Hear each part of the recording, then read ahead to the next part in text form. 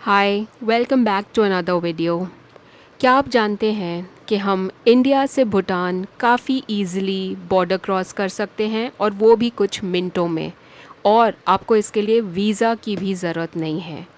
तो चलिए देखते हैं किस तरह से हम बॉर्डर क्रॉस करते हैं भूटान का।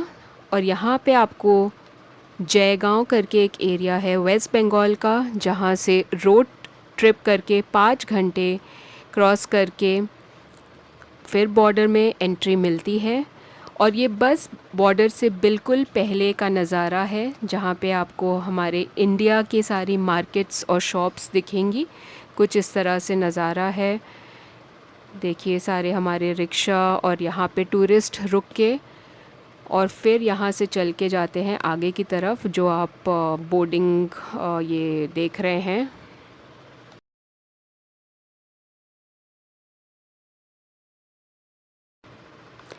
और ये है इंडिया भूटान पेडेस्ट्रियन गेट।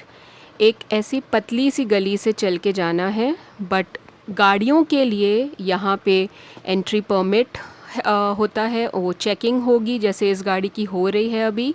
और ये है मेन लैंड बॉर्डर, जहाँ से गाड़ियाँ पास होती हैं। और ये देखिए, ये इंडिया की गली, वेस्ट बंगाल का एरिया, जयगांव, और ये बिल्कुल ही बाजू में भूटान का फुनशोलिंग एरिया, ये बॉर्डर है। और यहाँ से चल के आपको एक पतली सी गली से चल के जाना पड़ता है, जहाँ पे मार्केट्स हैं। तो मार्केट के बीचों बीच आप अभी देख सकते हैं कि मार्केट के बीचों बीच आपको चल के जाना है।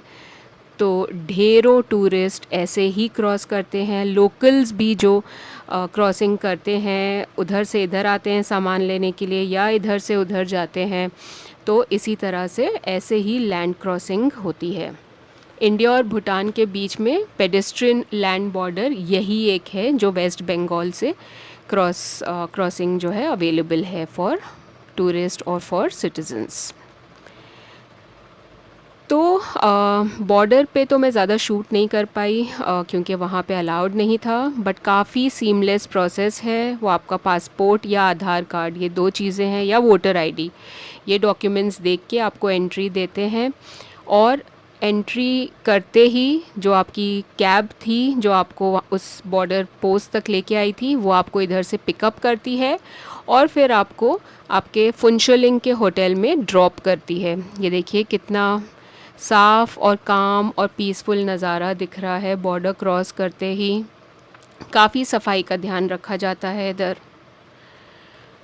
और भूटान का ट्रिप शुरू जो है अगले दिन से होगा। आपको एक दिन, क्योंकि आपने ट्रैवल किया है 4-5 घंटे, तो आप शाम तक बॉर्डर क्रॉस करते हो। तो आप शाम को अपने होटल में फुनशोलिंग में जाके रेस्ट कर सकते हैं, क्योंकि अगले दिन से आपको काफ़ी ऊंचाई पे चढ़ना है भूटान की पहाड़ियों में। और वहाँ से भूटान की ट्रिप स्टार्ट करनी है। टेक्निकली ये भूटान स्टार्ट हो गया है, फुनशोलिंग भी भूटान का ही पार्ट है। बट जो ओरिजिनल या मेन सिटीज़ हैं लाइक पारो, तिम्फू, पुनाखा, वो सब आगे जाके और थोड़ी हाइट पे आती हैं। तो इसलिए रेकमेंड करते हैं कि आप जो है रेस्ट करें। और यहाँ पे बहुत इम्पॉर्टेंट है और मैंडेटरी है कि आपके साथ एक गाइड होगा ही। तो जो आपकी गाड़ी का ड्राइवर है वो तो एक सेपरेट इंसान है, बट उसके अलावा एक गाइड भी मैंडेटरी होता है। और आप हम इंडियंस को यहाँ पे 1200 INR पर डे देना पड़ता है, पर पर्सन। सस्टेनेबल डेवलपमेंट फ़ंड करके भूटान गवर्नमेंट चार्ज करती है, to keep this entire country neat and clean as you can see it. और जो फॉरेन नेशनल्स हैं उनके लिए आई बिलीव $100 या उसके आसपास का कुछ अमाउंट है पर डे, पर पर्सन। सो फुनशोलिंग में एक नाइट रेस्ट करके अगले दिन आपको टिम्फू की तरफ निकलना है। और ये 4-5 घंटे का रास्ता है जो पूरा अपहिल है। तो कुछ इस तरह से कर्व्ड रोड्स जो होती हैं वो आपको पूरे रास्ते मिलेंगी। तो और ये अपहिल भी जा रहा है, तो माउंटेन सिकनेस के भी चांसेस होते हैं। तो इसके लिए रेकमेंडेड है कि आप थोड़े थोड़े देर में अपने आप को हाइड्रेट करते रहें। और अगर आपको चक्कर आ रहा है या हेडेक हो रहा है तो प्लीज़ अपने गाइड को इन्फॉर्म करें, तो वो गाड़ी थोड़ी देर रोक के आपको रेस्ट करवाएंगे। बट हाँ, कुछ इस तरह के नज़ारे, साफ़ क्लीन एयर, खुली हवा, खुला आसमान जो आपको देखने मिल रहा है, पहाड़ी रास्ता, तो ऐसे कुछ विजुअल्स रहेंगे पूरे 4-5 घंटे। तो आप जितना हो सके उतना क्लीन फ्रेश एयर इनहेल करिए और अपने लंग्स को रिफ़्रेश करिए इस जर्नी में। मैंने भी यही किया। रास्ते में आपको काफ़ी सारे फ़ोटो स्टॉप्स आएंगे, वाटरफॉल्स आएंगे जो हम आगे देखेंगे, और ऑब्वियसली स्नैक्स या खाने की जगहें भी मिलेंगी। तो आप अपने कन्वीनियंस के हिसाब से जहाँ चाहें वहाँ रुक सकते हैं। ये देखिए कुछ इस तरह के नज़ारे, फॉगी रोड्स भी रास्ते में आएंगी क्योंकि आप अपहिल जा रहे हैं। और क्योंकि भूटान में Buddhism is a main religion, तो आपको हर जगह पे प्रेयर फ्लैग्स जो होती हैं कलरफुल वो दिखेंगी।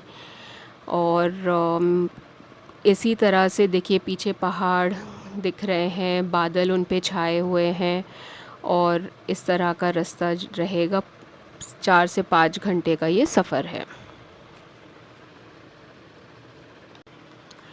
तो मेरा जो गाइड था वो बता रहा था कि भूटान और इंडिया में काफ़ी अच्छे रिलेशंस हैं, और भूटान इंडिया को अपने बड़े भाई की तरह मानता है, बिकॉज़ काफ़ी डिप्लोमेटिक रिलेशंस अच्छे हैं, और दोनों कंट्रीज़ एक दूसरे के ऊपर डिपेंड करती हैं रिसोर्सेज के लिए। इंपोर्ट एक्सपोर्ट काफ़ी अच्छा चलता है दोनों कंट्रीज़ के बीच में, तो काफ़ी अच्छा लगा ये जान के। और जैसे कि मैंने बताया था कि रास्ते में काफ़ी वाटरफॉल स्टॉप्स भी आएंगे, तो ये एक वाटरफॉल था, और काफ़ी टूरिस्ट यहाँ रुक के एंजॉय करते हैं, एक शॉर्ट ब्रेक लेते हैं। और कुछ इस तरह से देखिए पहाड़, हर जगह पहाड़, प्रेयर फ्लैग्स, और खुला रास्ता, खुला आसमान आपको दिखेगा। भूटान की पॉपुलेशन सिर्फ 8 लाख के आसपास है, तो इसलिए काफ़ी खुला एरिया और काफ़ी ओपन स्पेसेस भी आपको मिलेंगे। तो इस तरह से देखिए पहाड़, ऊपर से ये पानी का पूरा झरना जैसा आ रहा है, और काफ़ी रिफ़्रेशिंग मोमेंट था ये। ठंडी हवाएं भी चलती हैं।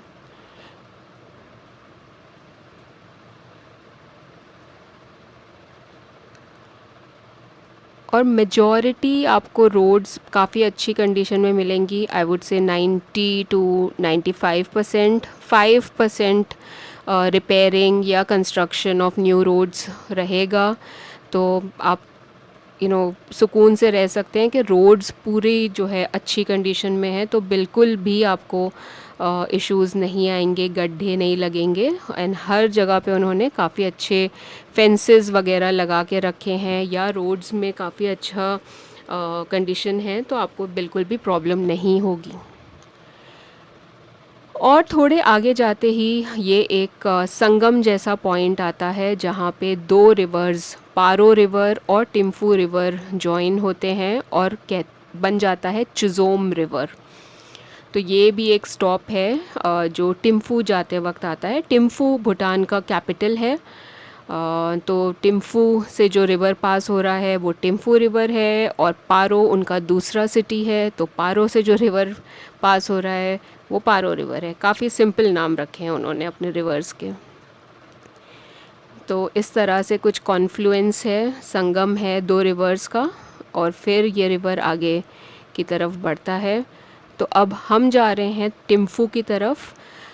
टिम्फू की बाउंड्रीज़ एंटर होते ही कुछ इस तरह की बिल्डिंग्स आपको दिखती हैं।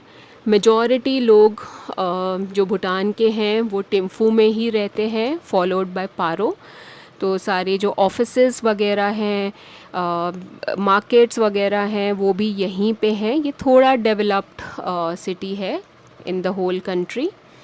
और इस तरह के स्ट्रक्चर्स दिखेंगे आपको। आप नोटिस करिएगा कि सारे स्ट्रक्चर्स में, सारी बिल्डिंग्स में काफ़ी सिमिलैरिटी दिखेगी आपको। ऑफ कोर्स उनके यहाँ पे कोई स्काई स्क्रेपर्स नहीं हैं। ज़्यादा से ज़्यादा 3 to 4 फ्लोर्स, मैक्सिमम 5 फ्लोर्स की ही बिल्डिंग्स आपको दिखेंगी।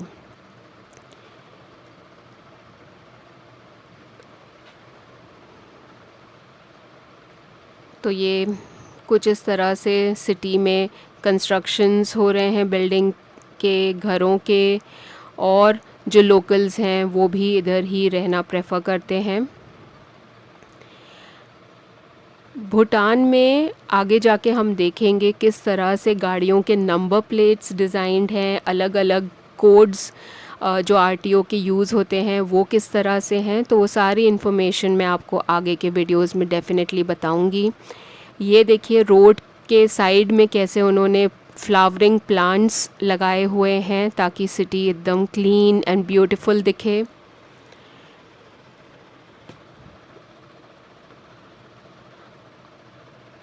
और क्योंकि मैं स्प्रिंग टाइम में गई थी जो end of March two mid of April का मंथ था, तो काफ़ी फूल खिले हुए थे। और इनके यहाँ पे जो चेरी ब्लॉसम ट्रीज़ होते हैं, सकुराज, वो भी काफ़ी अच्छी ब्लूम कर रही थी। तो वो भी आपको वीडियो में उनकी कुछ झलक दिख जाएगी।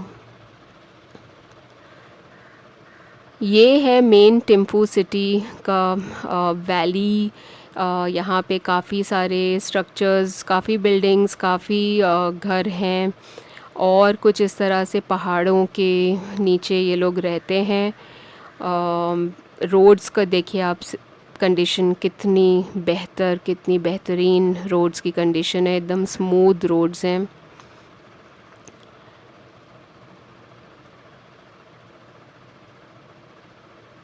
तो यहाँ से भी मतलब ये एक व्यू पॉइंट टाइप का है जहाँ पे आप यहाँ पे इनकी बिल्डिंग्स देख सकते हो। ये इनका फोर्ट है टिम्फू सिटी का, तो ये भी एक अट्रैक्शन है। तो ये देख के आप अपने होटल में चेक इन कर सकते हो। और जो मैंने होटल बुक किया था वो ये पर्पल या पिंक स्ट्रक्चर है, होटल ड्रुक नाम है इसका। और ड्रुक यानी ड्रैगन, तो भूटानीज़ में ड्रुक बोलते हैं ड्रैगन को। तो ये सेंटर, एकदम bank centre of the market या सेंटर ऑफ द स्क्वायर अगर आप बोलें, वहाँ पे था। तो काफ़ी कन्वीनियंट था पूरा एरिया बाय फुट देखने का। जो हम आगे के वीडियोस में देखने वाले हैं, पूरा मार्केट ऑफ टिम्फू एंड अलग अलग अट्रैक्शंस क्या यहाँ पे हैं टिम्फू सिटी में। तो कुछ इस तरह से ये स्क्वायर है जहाँ पे लोग आके अपना टाइम एंजॉय करते हैं, और एकदम खुला एरिया है, बच्चे खेल सकते हैं, लोग आके बैठते हैं और अच्छे व्यूज़ भी एंजॉय करते हैं।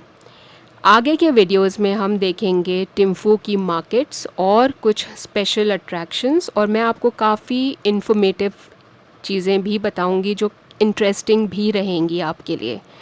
तो मेरे अगले वीडियोस पे आप बने रहिएगा ज़रूर। Thank you so much for watching this video and see you in the next one.